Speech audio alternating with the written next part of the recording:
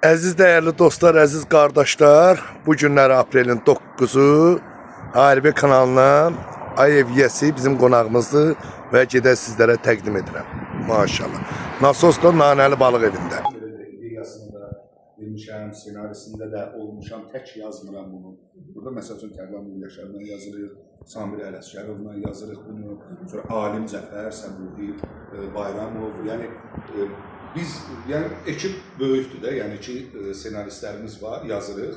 Amma bu dəfəki Ozu xan filmini həvalə eləmişik Vüqar Hüseynova. Yəni Artyom Vüqar kimi hamımız tanıyırıq. Vüqar. Yaşayır o hələ. Vüqar, sağ qaqa. Vüqarla talıb yazırlar indi bu Ozu xan filmini.